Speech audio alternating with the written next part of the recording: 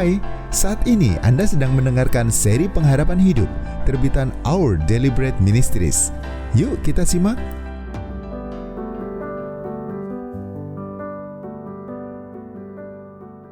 Apakah saya orang baik? David merasa yakin dirinya orang baik. Ia seorang anak yang berbakti, akrab dengan orang tua dan saudaranya, serta disukai oleh rekan dan teman sepergaulan.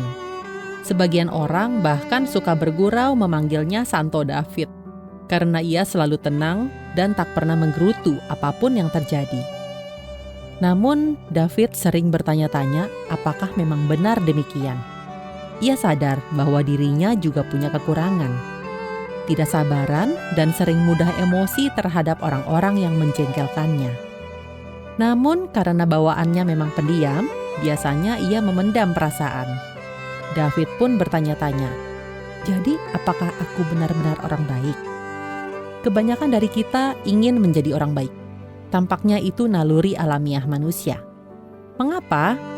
Mungkin hal itu muncul dari keinginan untuk membawa damai, bersikap baik kepada orang lain, dan membuat dunia menjadi tempat yang lebih indah.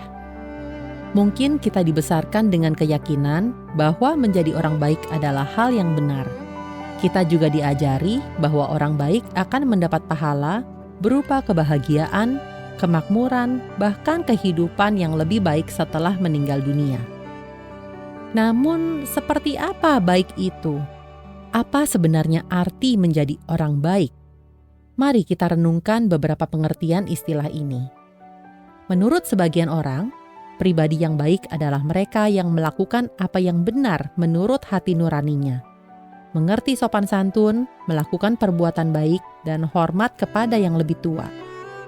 Menurut orang lain, pribadi yang baik adalah orang yang mematuhi aturan hukum, tidak mencuri atau membunuh, dan hidup dengan cara yang membuat mereka dihormati serta diterima oleh orang lain.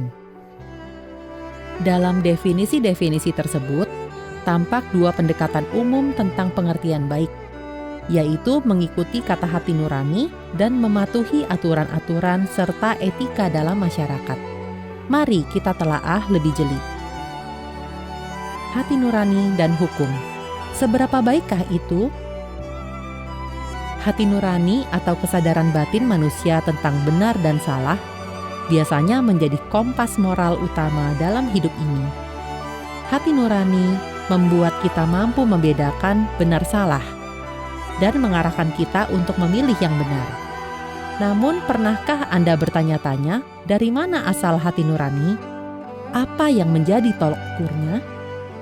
Apakah hati nurani itu bawaan lahir atau bisa dipengaruhi oleh pola asuh, tradisi, dan kebudayaan maupun nilai-nilai sosial yang berlaku? Mungkinkah itu sebabnya setiap orang memiliki suara hati yang berbeda-beda, meski sebagian besar dari kita memegang standar moral umum yang sama? Suatu kali ketika masih kanak-kanak, saya diserang oleh para berandal di tempat parkir. Mereka merampas uang saya, menonjok, dan membanting saya. Namun sebelum pergi, salah satu dari mereka melemparkan uang receh sambil berkata, "Nih, buat ongkos kamu pulang. Kami juga punya hati nurani, tahu?" Dalam keadaan terkapar, sulit sekali bagi saya menerima perkataan itu. Pernah juga saya membaca kisah seorang pedagang narkoba.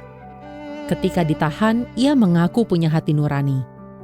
Menurutnya, sekalipun menjual narkoba, ia tidak mencuri atau membunuh, maka dirinya bukan orang jahat. Meski masyarakat beranggapan bahwa berandal dan penjual narkoba tidak memenuhi standar moral, mereka sendiri meyakini bahwa hati nuraninya tetap baik. Apa yang baik bagi setiap orang jelas relatif. Karena hati nurani kita tidak sempurna, definisi kita tentang baik pun tidak sempurna. Itu sebabnya sebagian besar masyarakat dan negara memerlukan hukum dan aturan.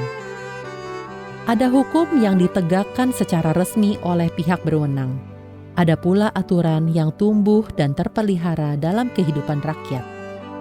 Namun keduanya berfungsi menciptakan keteraturan, menjamin bahwa kita bisa tinggal bersama dengan rukun, meski setiap orang punya cara hidup dan standar moral yang berbeda-beda. Banyak pula hukum yang sama di seluruh dunia. Misalnya, menipu, mencuri, atau membunuh merupakan kejahatan di hampir semua negara. Namun, sebagian hukum terbentuk oleh konsensus. Di negara saya misalnya, ada orang yang dihukum karena mengenakan pakaian minim di tempat umum. Padahal mungkin di negara lain tidak masalah. Di tempat kami, hal itu ditentang karena masyarakatnya lebih tradisional. Pada dasarnya, baik terbentuk oleh hati nurani maupun konsensus, sebagian besar hukum dan aturan dilandaskan pada keyakinan manusia. Seperti halnya nurani tiap orang, hukum dan aturan pun berbeda sesuai dengan kebudayaan, bahkan berubah seiring berjalannya waktu. Artinya, apa yang baik menurut hukum tidaklah mutlak. Jadi, kalau hal-hal yang kita pakai untuk mendefinisikan orang baik sifatnya subjektif dan tidak sempurna, bagaimana dengan usaha untuk menjadi orang baik? Ketika baik itu relatif.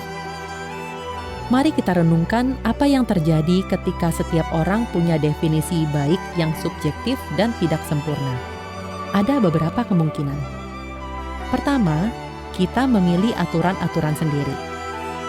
Ketika masyarakat tidak bisa sepakat tentang apa yang benar dan salah, setiap individu akan mengandalkan nilai moralnya masing-masing. Namun, mengingat hati nurani kita tidak sempurna, cara ini tidak ideal. Para berandal yang merampok saya mungkin merasa sudah murah hati dengan menyisakan uang receh untuk ongkos pulang. Kalau tiap orang punya standar sendiri-sendiri, sulit dikatakan siapa yang benar-benar baik. Kedua, kita mendahulukan diri sendiri. Tanpa titik acuan yang objektif dalam hidup ini, kemungkinan besar kita akan memprioritaskan keinginan dan kebutuhan kita sendiri atau keinginan dan kebutuhan orang-orang yang kita cintai, serta membenarkan standar-standar moral yang memungkinkan kita untuk terus memburu sasaran tersebut. Penjual narkoba yang saya baca kisahnya tadi mungkin menganggap perdagangan narkoba sebagai cara yang benar untuk mencari nafkah. Ketiga, kita mentoleransi diri sendiri. Dengan standar-standar moral yang tidak mutlak, kita bisa tergoda untuk membengkokkan aturan atau menurunkan standar kita sendiri. Kita mulai membiarkan kesalahan-kesalahan kecil berdalih dengan alasan kelemahan diri atau membuat pengecualian-pengecualian karena dipaksa oleh keadaan. Apa yang terjadi ketika kita mereka-reka aturan sendiri atau memelintirnya semau kita? Tak hanya mustahil menjadi pribadi yang benar-benar baik senantiasa, kita juga akan sulit hidup bersama orang lain dengan harmonis. Bagaimana hal itu mempengaruhi hidup? Bayangkan jika kita membangun rumah sesuka hati, bukan berdasarkan cetak biru yang dirancang sesuai standar sipil dan arsitektur yang benar. Kita bisa menggarap proyeknya sebaik mungkin dan mengaku bahwa strukturnya kukuh. Tetapi rumah itu tetap saja tidak aman untuk ditinggali. Serajin dan segiat apapun orang menggarapnya, kurangnya pengetahuan tentang seluk-beluk konstruksi akan menghasilkan kegagalan. Jadi, tampaknya akar masalahnya adalah kita sendiri. Meskipun tulus berkemauan dan berusaha menjadi pribadi yang baik, kita dikecewakan oleh hati nurani yang tidak sempurna serta kodrat manusia yang patut dipertanyakan, mementingkan diri, dan mudah takluk kepada godaan. Standar kebaikan kita pun tidak sempurna karena ditentukan oleh diri sendiri. Mungkin itu sebabnya banyak orang, seperti David tadi, mau tidak mau bertanya-tanya, apakah mereka benar-benar orang baik? Secara naluriah, kita tahu bahwa kita bisa menjadi pribadi yang lebih baik. Namun, bagaimana caranya?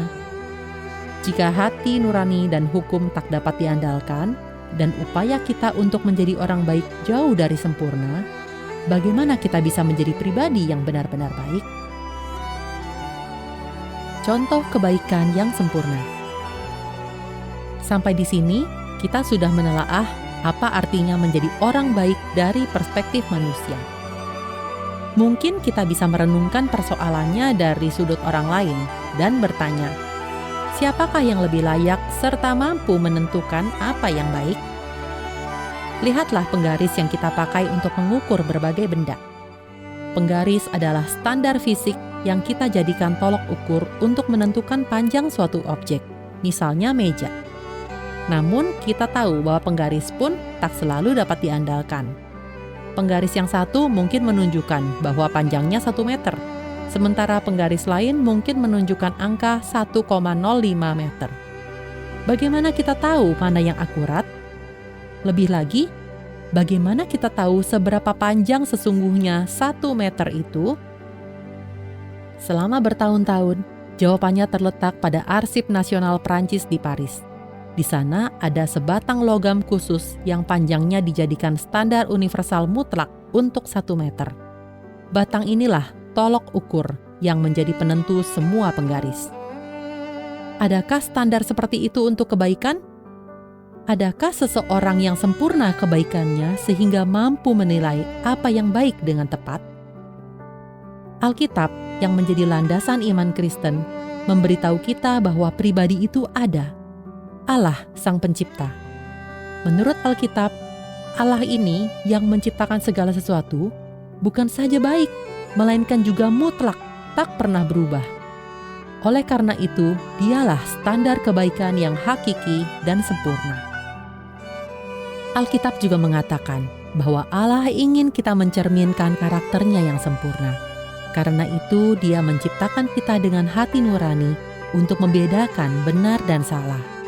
Itulah sebabnya kita punya kesadaran bawaan tentang apa yang baik, walaupun tidak selalu memahaminya dengan benar. Namun mungkin Anda bertanya, apa gunanya mengetahui standar mutlak Allah tentang kebaikan? Bagaimana kita bisa menjadi pribadi yang benar-benar baik jika penggaris moral kita tak dapat diandalkan dan kita sendiri tidak sempurna? Menjadi pribadi yang baik. Sebagian besar orang tua ingin anak-anaknya menjadi orang baik. Mereka menetapkan standar yang tinggi bagi mereka, mengajarkan cara mencapai standar-standar itu, dan membantu mereka ketika gagal, karena orang tua mengasihi anak-anaknya.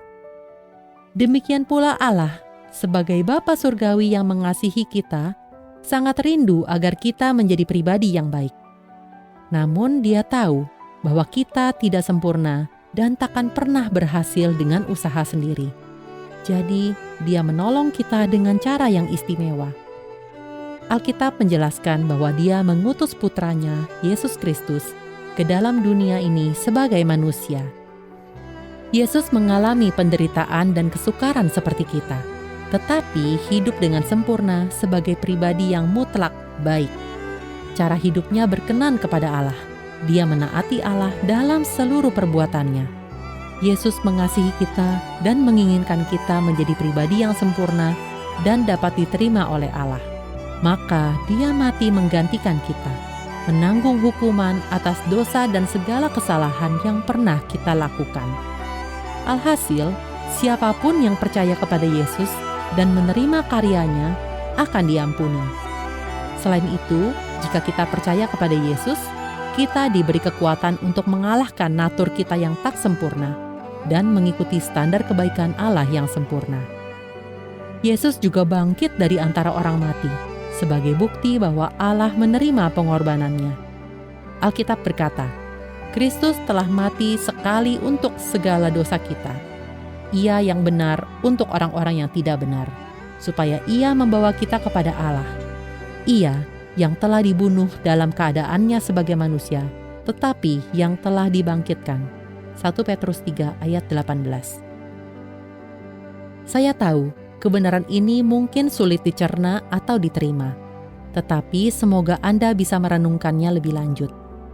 Hanya Allah, Sang Tolok Ukur, yang dapat memulihkan kita, penggaris-penggaris yang tidak sempurna. Dia sanggup menjadikan kita benar-benar baik. Jika Anda pernah bertanya-tanya apakah Anda orang yang sungguh baik, atau merasa bahwa selama ini Anda tak sebaik yang diharapkan, jangan berkecil hati dan putus asa. Allah mengasihi Anda dan telah memungkinkan kita semua menjadi pribadi yang benar-benar baik. Terima kasih ya karena Anda sudah mendengarkan seri pengharapan hidup ini. Untuk mendapatkan materi-materi dengan judul-judul lainnya secara online, silakan kunjungi website santapanrohani.org/SPH. Tuhan memberkati.